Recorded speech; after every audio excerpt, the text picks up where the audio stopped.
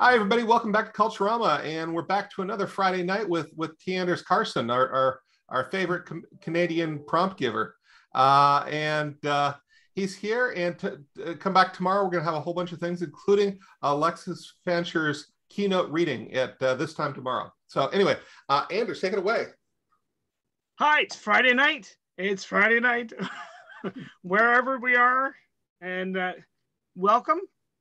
And so I thought we'd start with a fun one because, you know, we had some heavy stuff early talking there. And I thought, okay, I know we've never done this one before because I board game.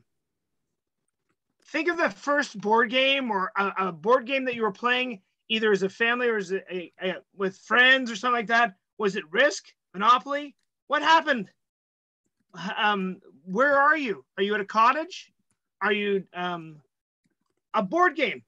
Is it like Settlers of Catan? Is it just cards playing with an ant? I'm just giving ideas, you know. Board game. First time with a Ouija board. You know, we try.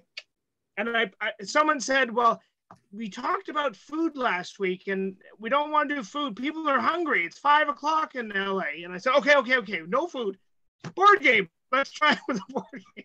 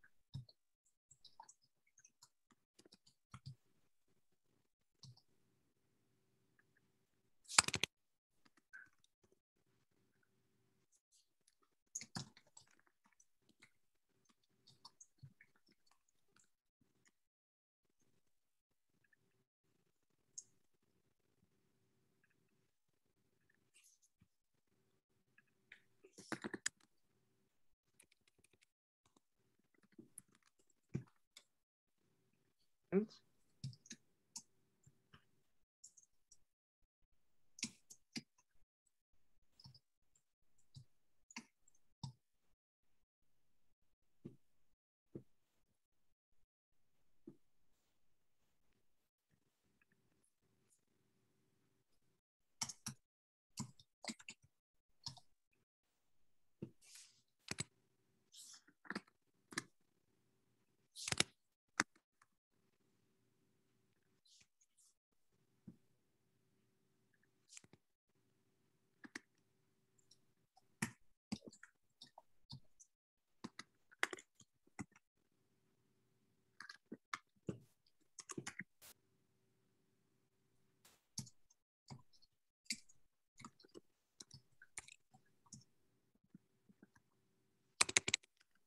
Right.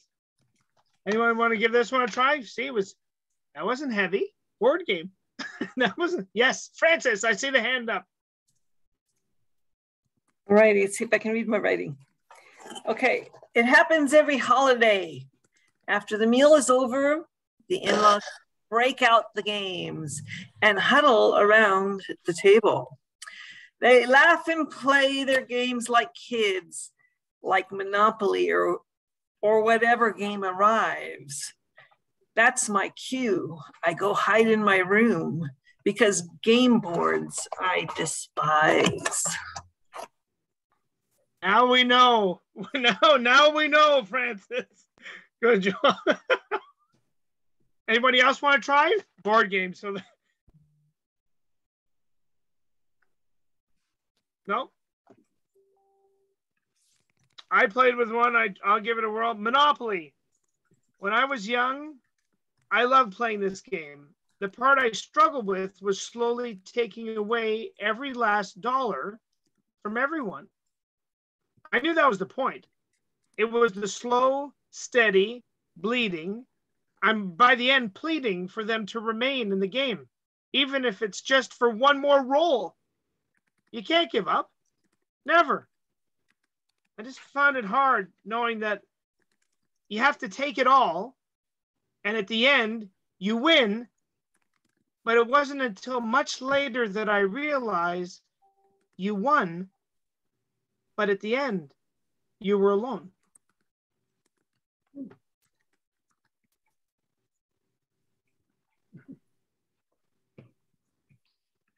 Thomas, I saw your hand up. Yep. If Michelle will be listening to this. She may not like this, but she knows.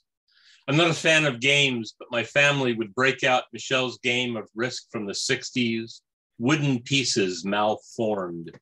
Michelle and Sean would team up to beat Martin. My goal would be lose quickly, get a cup of tea and a book, and enjoy their revelry. I heard it there. I see John's hand. Francis and I are so not big. Well, that's good. Perfect. Well, we tried some. That was the one to warm up. You know, we can look at it and go out. I got one here. Okay, Daniel, give it a whirl.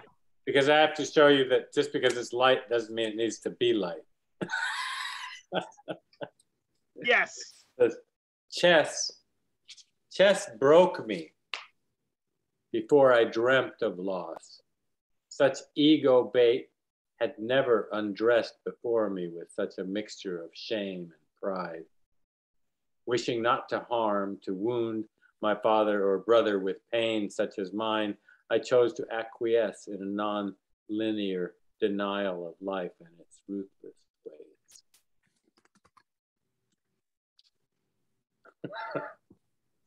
Thank you. I didn't mean to heavy it out, but where I'm at today.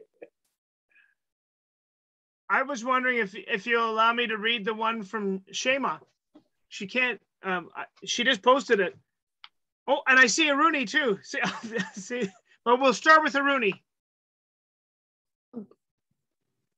Okay, now let me find my document. My favorite board games are Boggle and Scrabble, searching for the right letters to build words. I love the feel of wooden tiles sliding on a grid, dread the hourglass of sand stealing time for my search for new Lexes. My friends make fun of me for helping my opponents, chide me for giving away letters to help others score against me. But I am in love with language. Every new rune a win for me.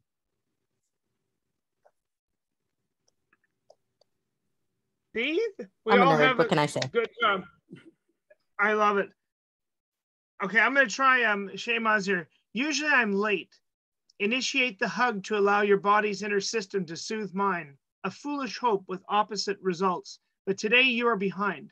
Spread your arms out towards me, inviting me in while we struggle to conquer islands away from each other. We have a lot to say, and all of it is snide. Watching from the outside, you might think, we dislike each other, but apparently that's not the case. Wow. Thank you, Shayma.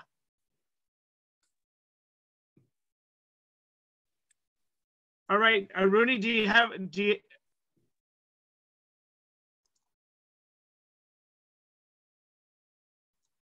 You read. No, we're all good. Yeah, we're all good. Okay, here we go. Let's get a fresh sheet, another one. Now we're going to go to a different topic. Let's try this one. Think of your favorite piece of clothing. It could be a t-shirt, could be socks, it could be those jeans that have been everywhere, the suit. It could be your favorite dress. Your Culturama t-shirt. Describe something. Or yeah, I love my Culturama t-shirt. I love it. I love it. I love it.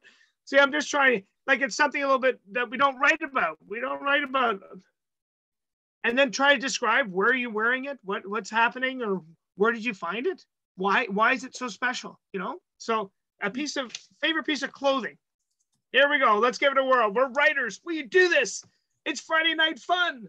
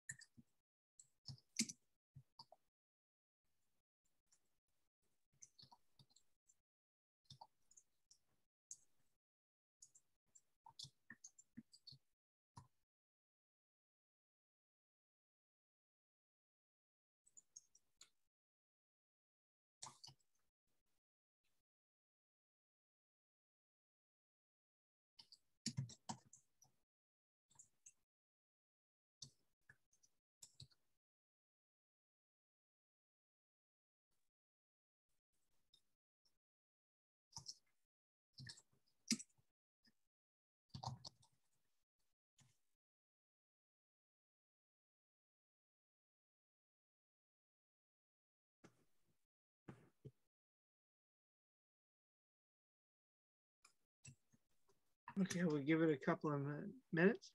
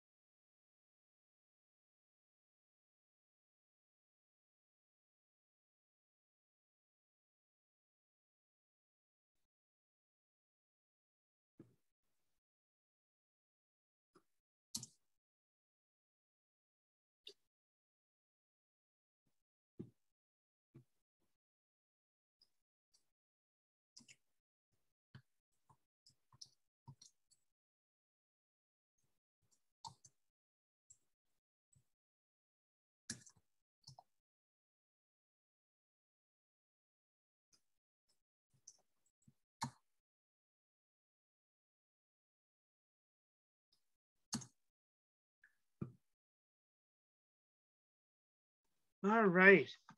Does anyone want to give this one a try? Your favorite piece of clothing. And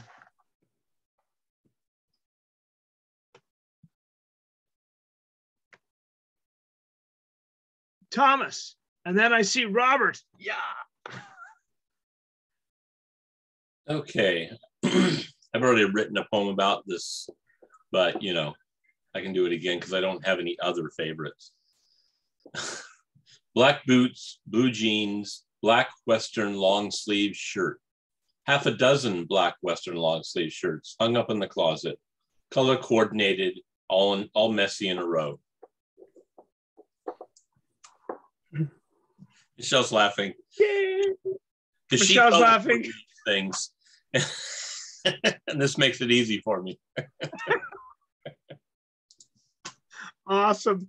Thank you. And then we've got Robert was next, and then I see John. This was a fun prompt, Anders. Thank you. So, it doesn't have a title. Red flannel, long sleeve, red and black, spirit of Jack Kerouac. Like $10 on sale at Big Five. Clearance, must go, absolutely final offer. 2 on the rack. And hey, it's just my size. Checking out, exchanging a gift for dad that didn't work. Warm, cozy, but not too cozy. Nice black lining, staunch red and black plaid exterior. Just perfect, just so. My forever beat jacket. You smell so much better since I quit smoking. That's it. Yes, good job.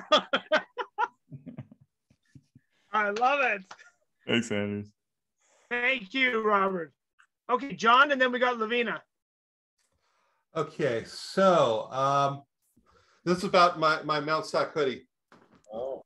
I'm gonna do it all hooded up too. So, okay, my students make fun of my Mount Sac hoodie sometimes. The one that I was wearing at the campfire when it popped and splashed ashes across my chest. The one my dog ripped a hole in. The one I sleep in when the day has been too long. The one that's beginning to ripen, I suppose. But I still wear it because I've begun to ripen too, and that's all right. I'm fire scarred too, and that's all right. I like both of us better now, and I think we both become all right. Yes. Awesome. I know that hoodie well. All right. Thank you, John. How about Lavina? It's Lavina. I'm sorry to correct. Oh, sorry. It's Lavina, and Sorry. almost I love everybody Lavina. That's great. almost everybody calls me Lavina, and I'll answer to it. But I figure rather than embarrass people way down the line, I'll just say my name. Okay. All right. Here's mine.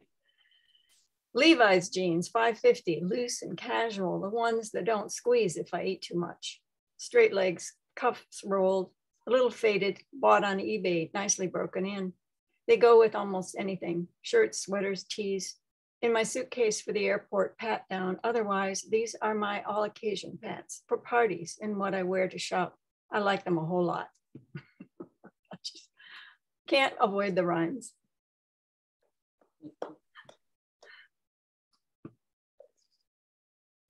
Awesome. Thank you. Thank you. How about you, Daniel? I like that name, Lavina. That's nice. Thank you.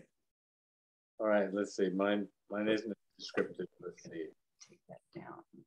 Color of late sunset, soft as a baby's skin, close like a loose embrace, scented with toil's reward. This found shirt owns me, reminds me of dreams, arrivals, and the reality of grace.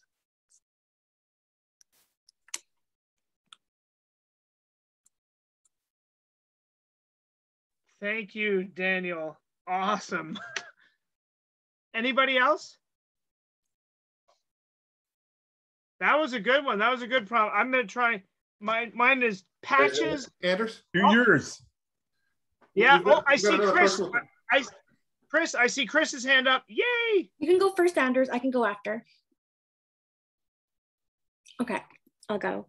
I didn't really finish mine, but I'll read what I have so far. Last night at 3:10, I woke up with a start, my anxiety nudging into my mind.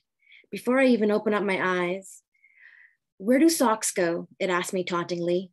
When you pull the laundry out of the dryer, folding your clothes, you're always left with an uneven amount. Do you care where you've lost that sock? How that one sock from a pair is now alone, no longer of value, days away from the bin? Do you think it's one of those lonely run over socks in the road? Do you care? As far as I got. That's a great start. I don't know where it's going, but I can see the one run over by the car. How many times have we seen pieces of clothing and wondering, where did that come from? Very small black holes. Very small. Very small black holes. That's the answer. You guys are awesome. Okay, I'll try. Thank you, Chris. That was awesome. Mine is patches on jeans.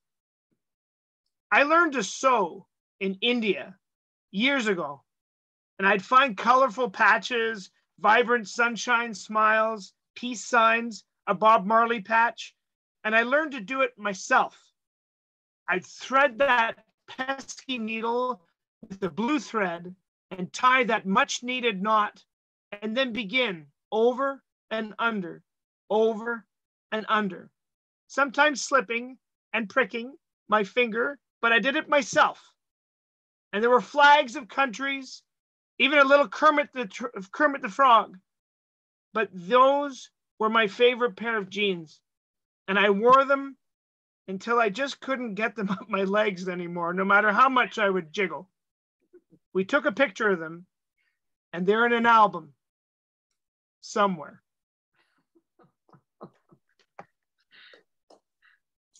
You guys rock.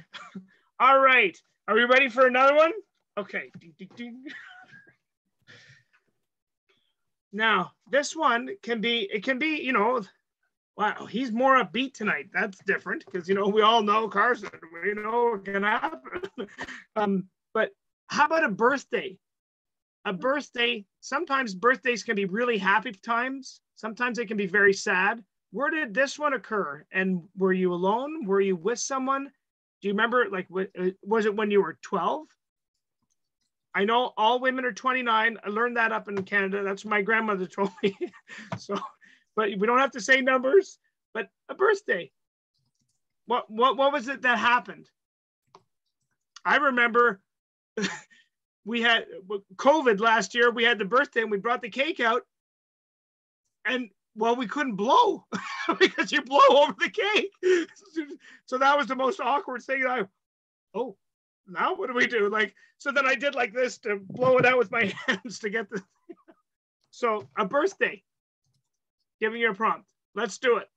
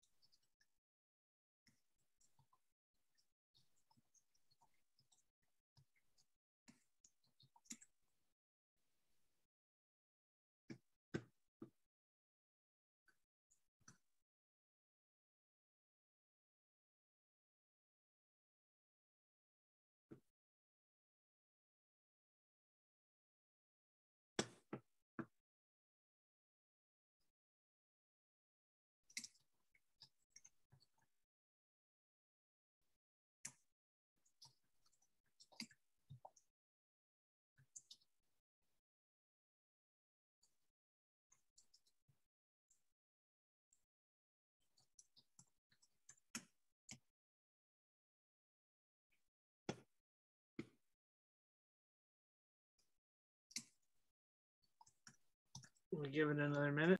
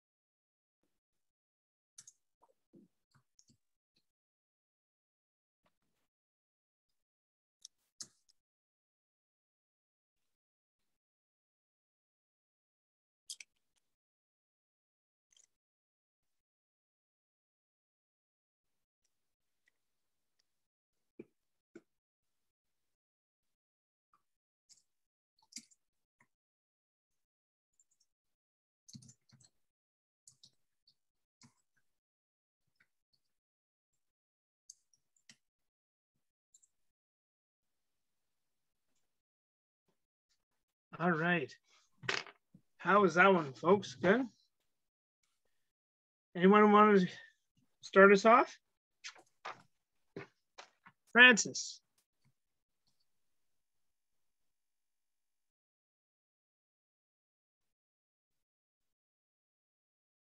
And Cindy, then... Yeah, that would help, huh? Okay. This year on my birthday, I turned 65. And that was really weird. You see, my father died at 48, and my mom she was 64. And when I realized I lived longer than both of them, I closed my eyes and I made a wish.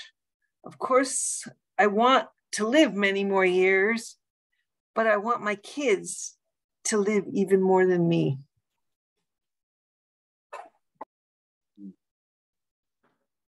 Awesome. Thank you. Really good, Francis. Okay, then we had Cindy, and then John. Wow, this is okay. Okay, Cindy. Okay, hi everybody. Okay, so I like this prompt. I did it because I remembered my 60th surprise birthday party.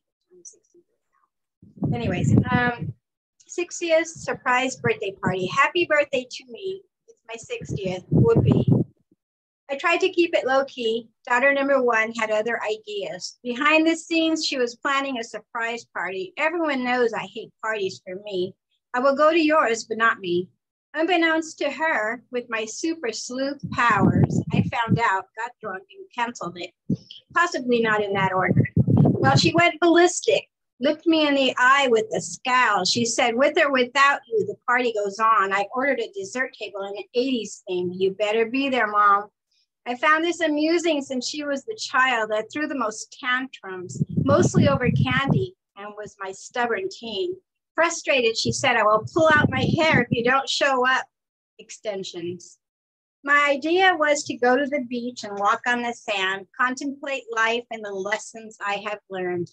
What will the next decade bring? I hope fun, adventure, and creativity, a book, a screenplay, and possibly travel. Yes, the surprise party was still on for that night. The question was, would I elope to a beautiful sunset beach? Now, whose surprise would it be? That's it. Thank you, Cindy. Awesome. Thank you. And John? Okay, so I have a hard time remembering my first birthday, but I looked it up one time. It was a Wednesday, and there was a little bit of rain. The Godfather was in the theaters, and Nixon was screwing up America. I like to think of the street outside of the hospital. Maybe a couple of people were walking through the mystic rain. One of them is trying to come up with a recipe for fish in his head, one that uses mustard and dill. The other is thinking about Vietnam. Oh, nice one, John. That was clever. Thank you, John. You're muted. Muted. I'm muted. Aruni, Thomas, and then Daniel. Aruni. For my first birthday, the Foremans gift me a necklace, the 5 letters of my name in script suspended from a dainty chain. They are the first friends my parents make in the United States, with Mr. Foreman the first to visit me in the hospital the day after I'm born. We grew up calling the parents Uncle Arnold and Auntie Maria, their 5 children like older cousins. They're the first family we have in America. They all attend my birthday party, and Thothy captures the day in Ektachrome's color slides. The Formans know that I will spend years searching card stores and souvenir shops for something, anything with my name on it. I will spend hours wishing for key tags and ID bracelets. They make sure I know my name is precious enough for gold.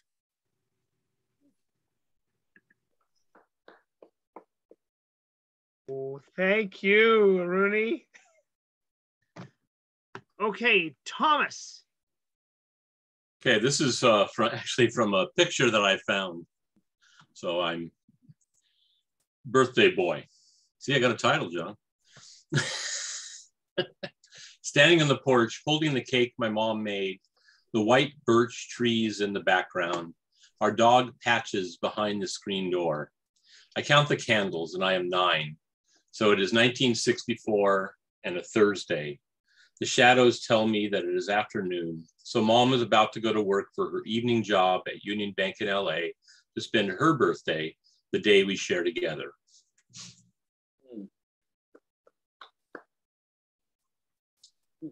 Thank you. Awesome, Thomas.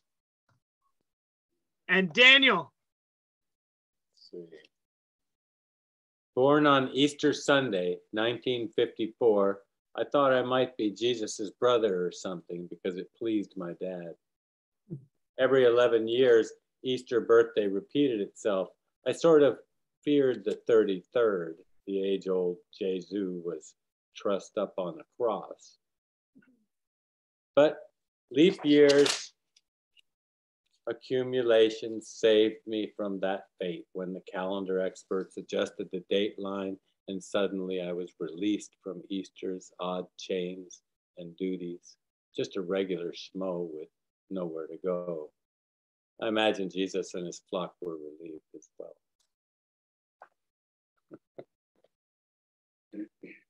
Awesome. Thank you, Daniel. And then I see a note Edna would like to read, but no, she doesn't have camera. So we'll try that. So we'll just hear her. Okay, Edna? Hey, now? Already? Okay. We got you. All righty. Okay. Okay, so it's it gave me association. The last time I put candles on a Sara Lee cake, I almost burned it. There were far too many candles. They kept each other lit and my tired lungs were not able to blow them. At the last minute, someone came to help me and save the day. How old was I? Old enough to get a proper cake, not just a tiny one from the supermarket freeze. But that's me, no need for a big deal. A symbol to mark the day, to mark my accumulating years. Later on, there were candles on half a watermelon, 2 parts of a spliced pineapple, safer substances. And then I stopped desiring the candles.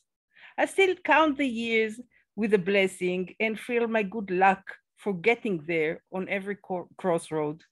but the ridiculous candle ritual feels redundant. I do have a wish though. Every birthday, I wish it won't be the first sparrow signaling that I'm close to being redundant myself.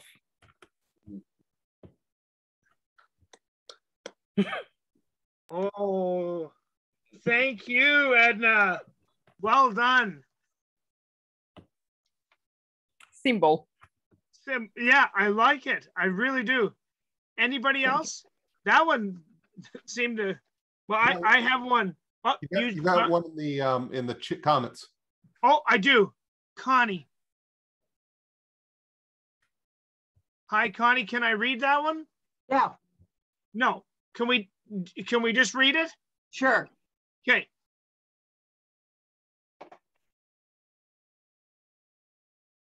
Yeah, there you go. I like that. Well done, Connie. I had one too.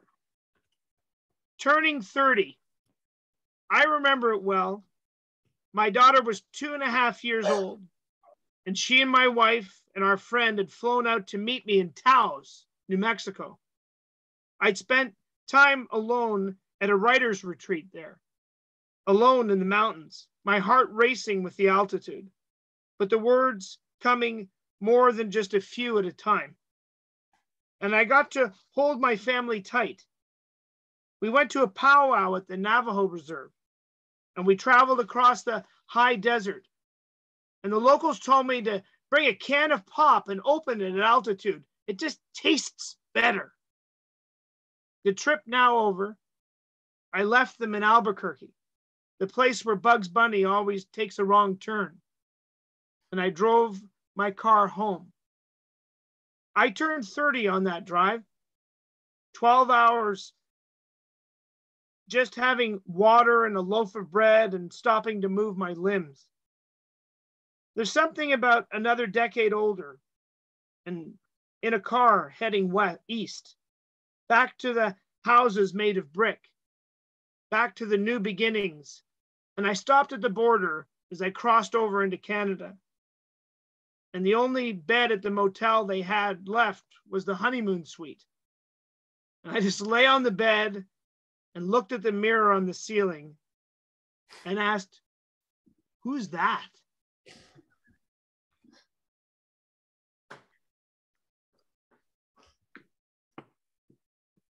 I won't ever forget that mirror. Because, you kind of go, it's looking at you and I'm going, oh, this is really weird when you're alone. Maybe it's more fun if there's two, but when you're alone, The honeymoon suite's really pathetic when you're alone. Yeah, when you're alone. It even had those, where you put a quarter in for the bed to go. Nice. Nice. Nice. You can't say, well, the Swedish in me came out. Okay. So let's try another tact. We're going to try it a little softer. It's early morning. Okay? It's early morning, no matter where you are. Some, it's a little cup of coffee. Some, it's tea. Some, you're doing yoga movements. Others, you're letting out the dog or cat. Some, you're going for that early morning walk with your animal or for yourself. And just describe, because mornings are, a beautiful time.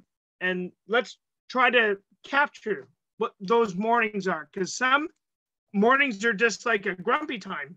And you want to be a grump bum. That's okay. Then write a grump bum poem. But early morning, the sun's coming up. You can see it. You can taste it. And if you see me leave for 5 seconds, I have to actually say I'm Canadian. I got to go put wood in the stove or we're going to freeze tonight. So if you see my head go, I'm just putting another log on the fire. So early mornings, let's try. I'll be there in a sec.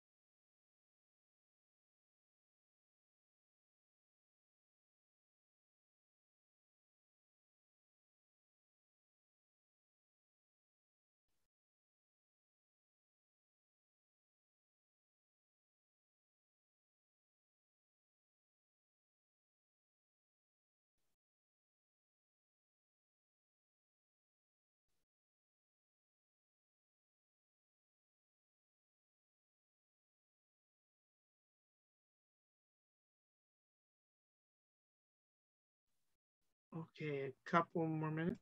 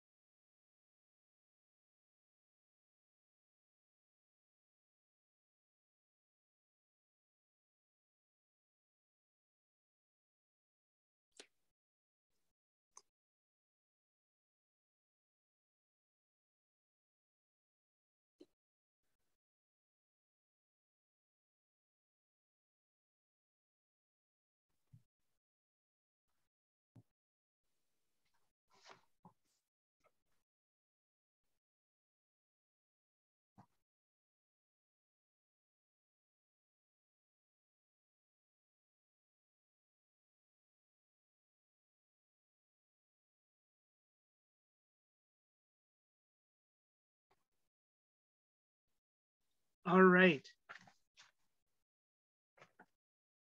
Thomas, we'll start with you this time. And I try to go first because Michelle needs my help, so I'll bug out real quick. First thing in the morning, the cat has found his voice, meowing at me as I pass his bowl, following me and trying to trip me, not knowing that if he kills me, he won't get fed. Yes, there you go. That's my morning ritual. Thank you, Thomas. Anybody else want to give it a whirl? Mornings. Robert, let's do it. Yeah, man, let's do it. So this is, I gotta put my cyber hand down. All right, cyber hand down. This is called Early Morning. Oh, it's all good today. Still dark, I beat the sun. Gonna be a good day. The kind of morning it's too quiet and perfect for words. And the light is coming, so soft and fair, in beams. There's mountain air here, fresh and crisp. You don't know how valuable it is to your soul till you have it. Danny and daughter still sleeping, but they'll be up soon, and it's all good. I've got my robe, it's blue, and it's loyal, and it's all good. I can make my coffee. Oh, nice coffee machine. Boop, bada, boop, and it's all good. Stand here in my cozy socks and my cozy jams in my robe and smell them beans brewing so hot, so good, and it's all good. I think I'll take my coffee on the patio. Don't mind if I do. And it's, let's see it. Awesome. Thank you, Robert. See? Mornings. Yeah, man. That was a good morning. That was a good morning.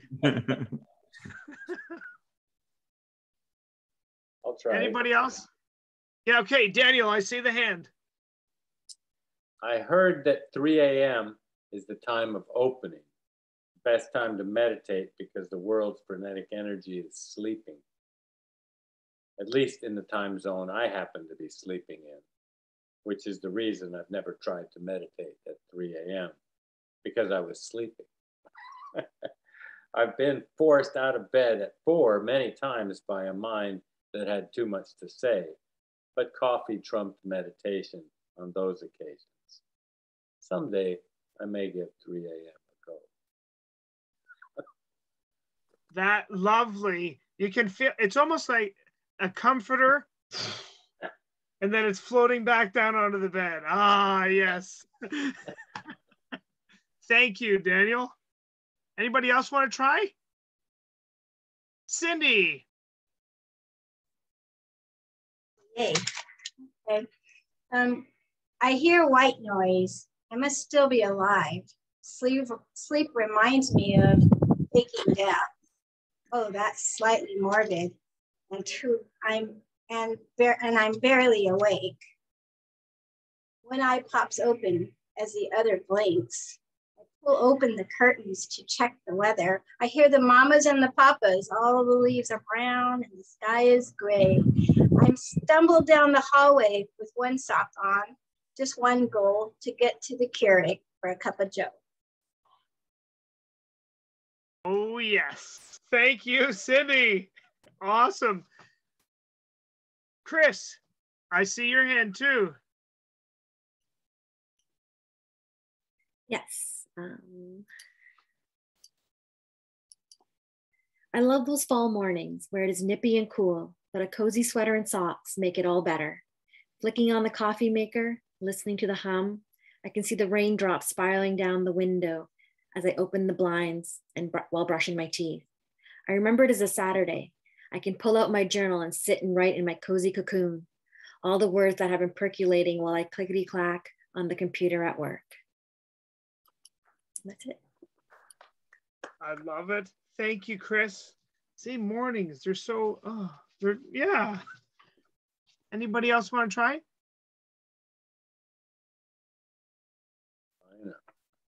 Yep. Lavina.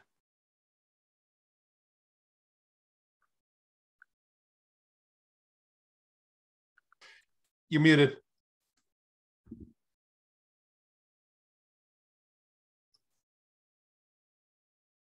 Mine goes beyond the first morning, but I'm awake and turn on the light. My husband comes into the room. He's got his coffee, which he sips and tells me what he's been learning on the internet. I slide over, give him a spot. He lies on his back, talks and talks. Then I'm up and dressed and I pour a teaspoon of apple cider vinegar into a glass, fill it with water, drink. Haven't had coffee since 1980. Maybe an hour later or two, when the sun is up, I fill the bird feeders, a platform and a tube. I climb the steep stairs to the top of the terraced hill. When the feeders are hung, I put on the rubber gloves, hold down the 3 stones in the bird bath, there in case the bee gets in and needs a perch so not to drown. Swish out the old bird poopy water and pour in fresh. Then I check that the patch of cover crop and the sunflower and the compost heap are damp enough.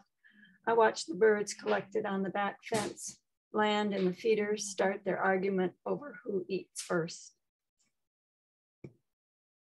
I can see that one. Thank you. I love it. Thank you.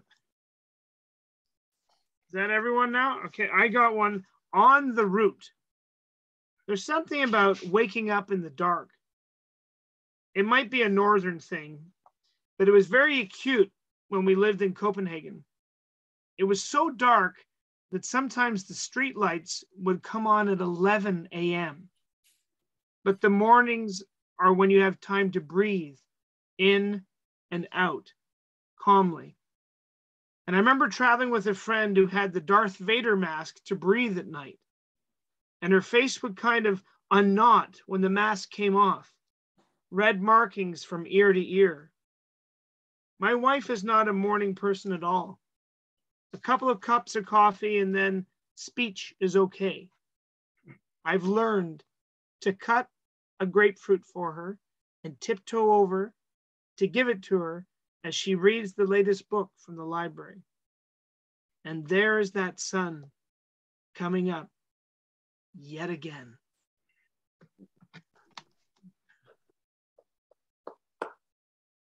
Nice, Anders.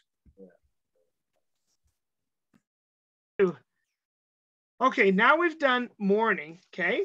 now let's try. Okay, we've done morning. We got that one. Now it's evening. Now we're going to try to capture the evening. The sun, like the sky and the light is different. You know, it comes down, like, especially out where we are, we have a sunset that goes across the lake, and there's a certain point at dusk where the sun comes up, and it's just like everything is like, it's like, whoa, this is better than TV. This is better than, you know, but like, let's try to. You could be walking on, you know, cobblestones in Paris in the evening. Where are you going to?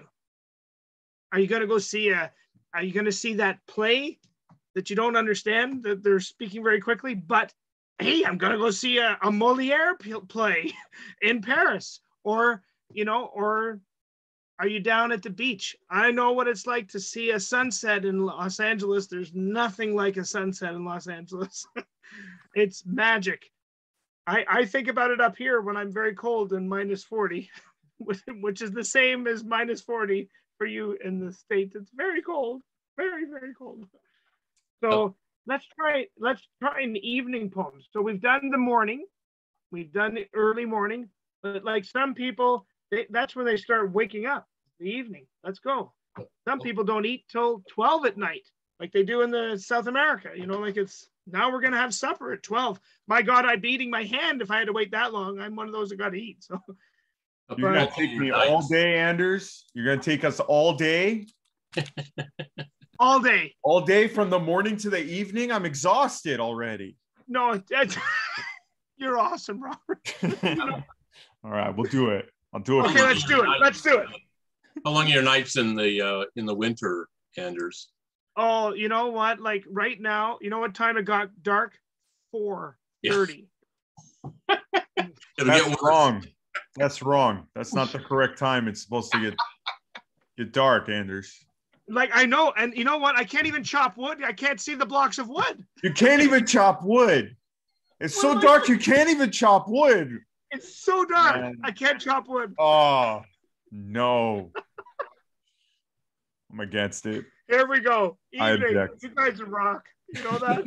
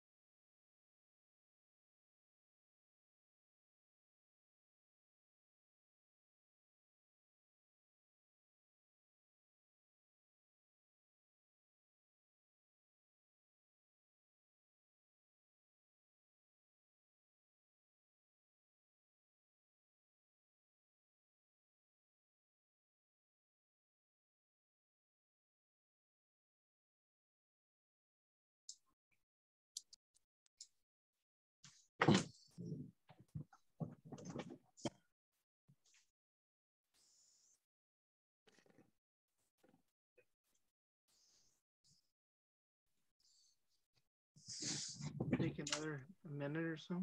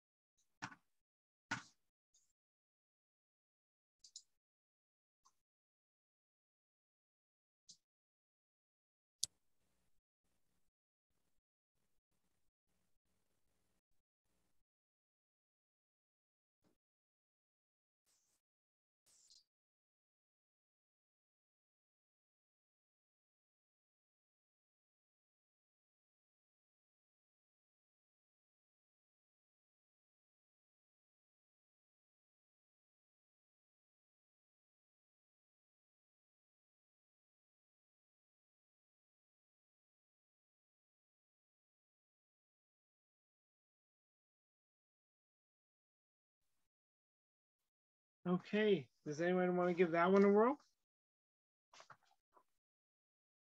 Evening.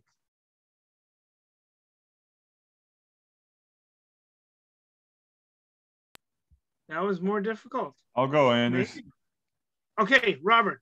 I took it in a fanciful way. It's called In the Evening. Fancy, fancy for the city. Strut on out the revolving door. Ice air kiss of the night. Hard and brittle, make you squint. But you've got your lady and she's got you. Should I hail a cab? She pulls on my arm, gazes up with eyes sparkling in the moonlight like the ring on her finger I put there, and asks, how about we walk tonight? It's not far and we have reservations. We have all the time in the world. And you want to bop on down the boulevard with your fella? Yeah, I do, because I do. Is it a crime?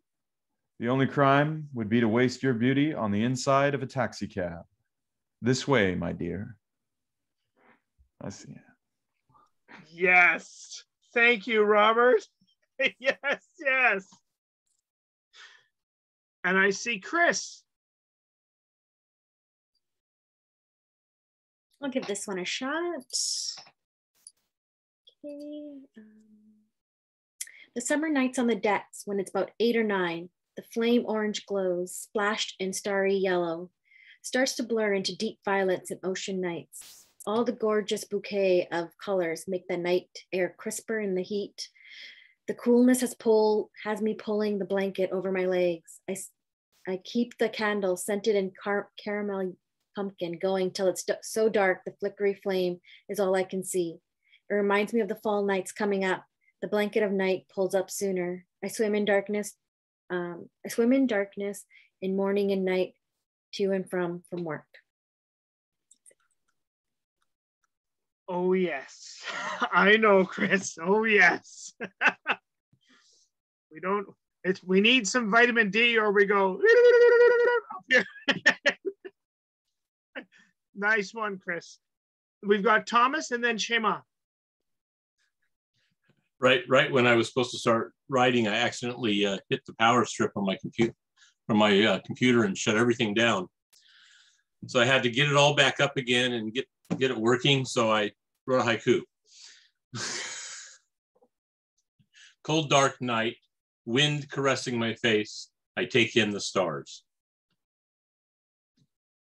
So. Awesome. Thank you, Thomas. Okay, Shema. Yes. Okay.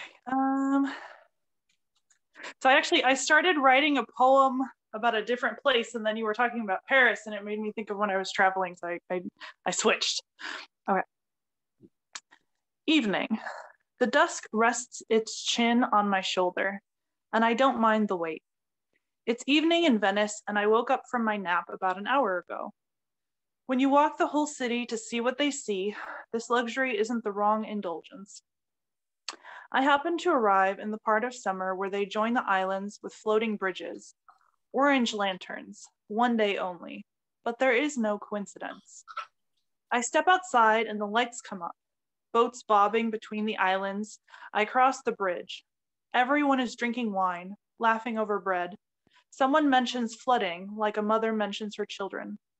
I look at the cases of glasswork, eat scallops and squid ink. The waiter asks me if I want free champagne, tells me not to leave the island if I want to get home in time. I think he's flirting, like Americans think Italians do. But after the fireworks resurrect the day, frighten away every fish for 50 leagues, I realize the bridges are gone. The water taxis are halved. I don't take the champagne or the advice and pour myself into bed at 3, seasick, but what a night. Awesome. Thank you, Shema. And Daniel. I don't know. I can follow that one. There's been some good ones tonight. Okay. There's something about evening that relieves me of responsibility and any urgency pauses for the night, like the bell at a fight, I suppose. Now I wonder why I have allowed life to act like a brawl where night is the resting bell. Dusk doesn't linger, waiting for me to tidy up the mess I made of my day. It just shuts the door on the sun to let me rest. I love the rhythm, Daniel. Oh, like I'm just going, oh yeah, go on and yeah, thank you. And okay, and then Cindy, I see Cindy's hand up. Okay, this is fun. He said, turn your camera the other way. I could barely concentrate. His eyes were mesmerizing and calm. It was evening at 36,000 feet. This stranger, a younger man, told me to capture it. The sun was setting and the lights in the city looked like glitter. The plane hit turbulence and he held my hand. Those eyes, the sunset, the glitter. I'll never forget this 4-hour affair, coast to coast. It was over as we hit the ground. The evening didn't sparkle anymore. Yes, Cindy. That happened. That happened. Oh my God, I still my heart is pounding. It happened. Thank you, Cindy. Anybody else? Those were good. Okay, mine is sitting on the bench. As I look out over the lake, I know that my parents are close, as they wanted their ashes buried out front. They're close. And I remember the time we buried Mom. My grandma had flown over from Sweden. She needed the closure. We all did. I read a few words. My younger brother shot off fireworks midday. And now the sun is setting across the still lake. And the clouds climb over our heads. And we tilt back to try to take it all in. And we hold hands, not mushy anymore or clammy, just there. And the sun is going down behind the islands, the ones that protect us from the wind. And we just let ourselves be taken in by the beauty of it, by the tranquility, by living free. I never write like that. It's usually more blah, blah, blah. Well, I have one more. You guys want to do one more? We got one more in us. Let's do it. Let's do it. Let's do it. Let's do it. Let's do it. Okay. Now, this is a different one, okay? All of a sudden, you've been given a key, okay? And you go down to the bank. It's a key for the safety deposit box. And you don't know what's in that box. So you go, you take the box out, and you open the box. What's there? Where did it come from? What is it? What's in that box? Is it a letter? Is it a gold bullion? What is it? Because to this day, I'm going to share with all of you, I still have 2 safety deposit box keys. I have no idea where they go. Because with the key, the number on the key does not match the number in the safety deposit box. So if you don't know the number of the safety deposit box or what bank or you need to go to, it's impossible to know where that key goes. Wow. I found 2, but I still have 2 keys. No safe. No safe. Open. What's in it? Let's try it.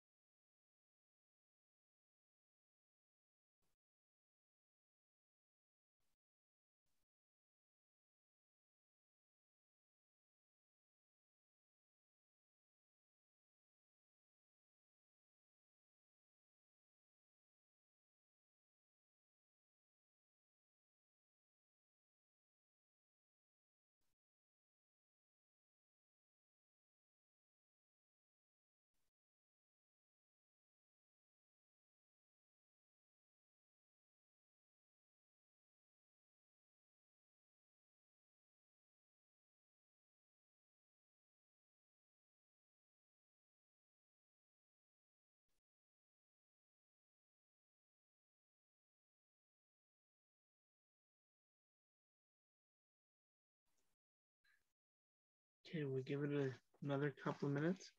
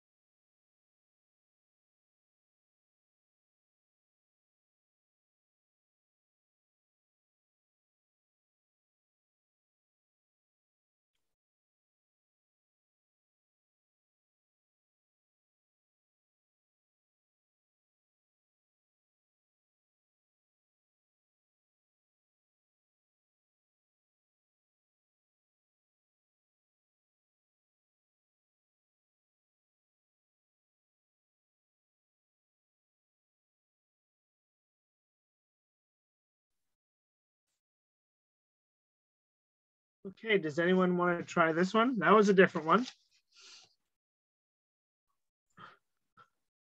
John, I saw your hand up. Yep. John? Okay. Jim Croce, it turns out, did not save time in that bottle, but crammed it in a safety deposit box, and damned if I don't have the key. I take out moments like postage stamps and pass them out to anyone who wants them, anyone who wants to amend regret, but no one does. People tell me that they are constructed out of regret. Sponge them away and we will collapse.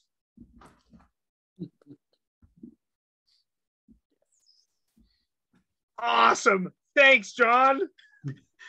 Okay, then I see Cindy. And then Daniel. No, you have I a think Rooney Rooney first. is first. Yeah, Rooney's first.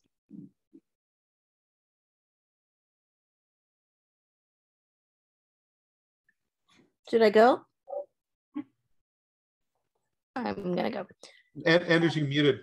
I was muted. Oh, sorry. okay. Rooney No. first, and then Cindy, then Daniel, then Chris. It's really short. I open a long dormant safety deposit box, expecting to find the love you kept from me. Instead, I find the time I wasted waiting for you to come back. Burn, baby. Nice, Rooney.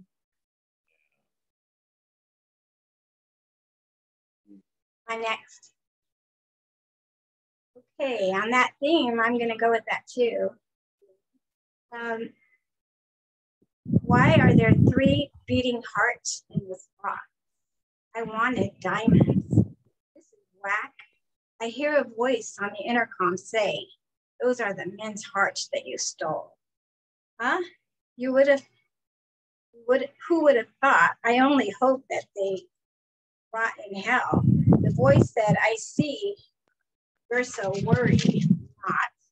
But don't worry. They grew new one and found happiness. You spoiled girl, no diamonds for you, till you realize love should not be toyed with.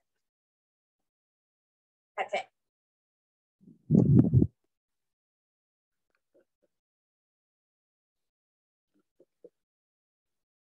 Muted. Yay. Thank you, Cindy. How about Daniel? Okay. I have a box of keys. I can't recall what they go to. One is very official looking, unusual. I like to imagine it opening a treasure chest or a door to another dimension where everyone's forgotten to be greedy, corrupt, or fearful. That would be a treasure beyond price. So I keep the mysterious key, which keeps me dreaming of happy things, whether it finds a lock to free or not. Oh, thank you. Okay, Chris. Okay. My grandmother left us before she died. Her memories since 1965 don't exist. She wonders what this land is she's now living on and who I am. She must know I love her as she lets me hold her hand, and there are brief moments I think she sees me. I miss the moment she slipped away, but I was there at her bedside just hours before. As I stroked her hand, I wished with all my heart her pain would go away and I would get her back. Months later, we would go through her things and found a safety deposit key. When I opened that box, I found in there all the brooches, cards, and small tokens I had given to her over the years. All the big hugs and smiles were found again. Thank you.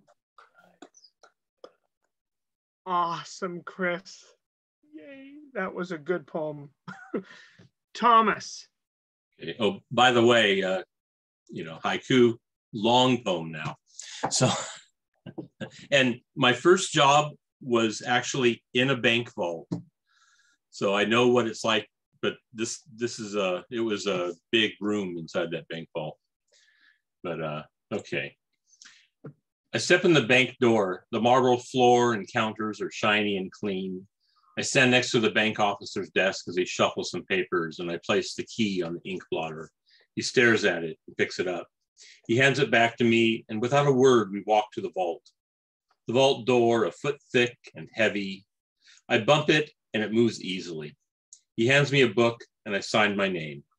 The officer stares at it as if I am an interloper, closes the book, and walks to the long wall of boxes.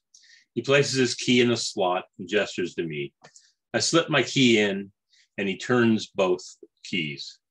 Sliding the small box out of the shelf, he hands it to me. He walks out of the room as I place it on the table.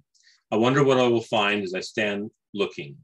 Slowly, I open the box and stare. Inside is a small metal marble.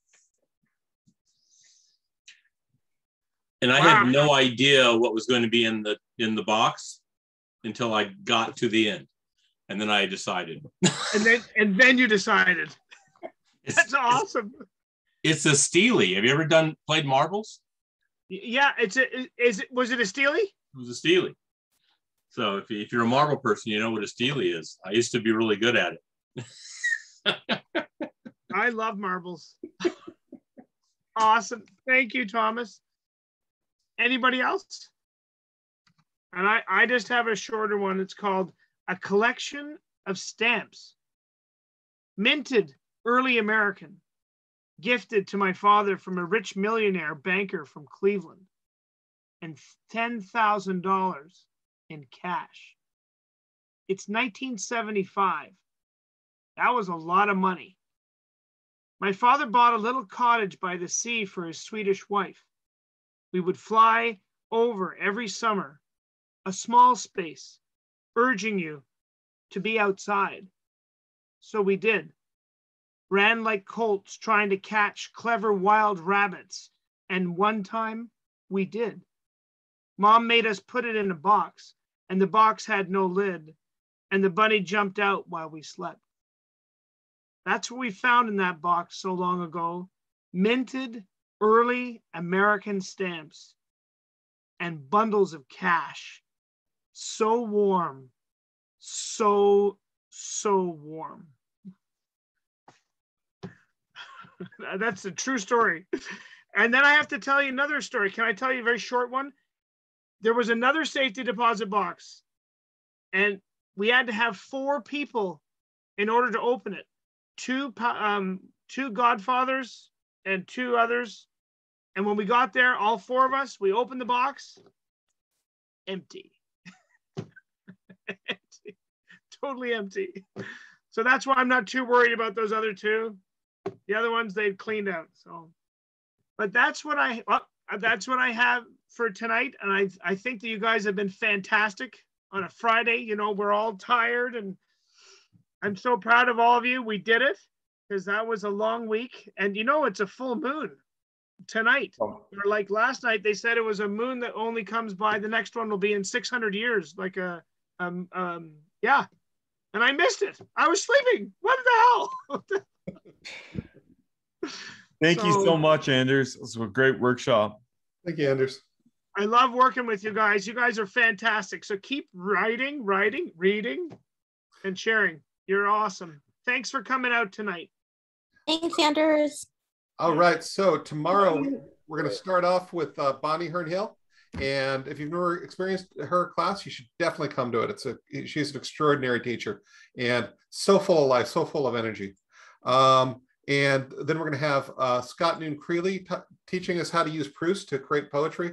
And we're going to end up with Alexis Fancher teaching us first how to write sex and then reading some sex poetry later in the evening. It's going to be fantastic. All right. Woo!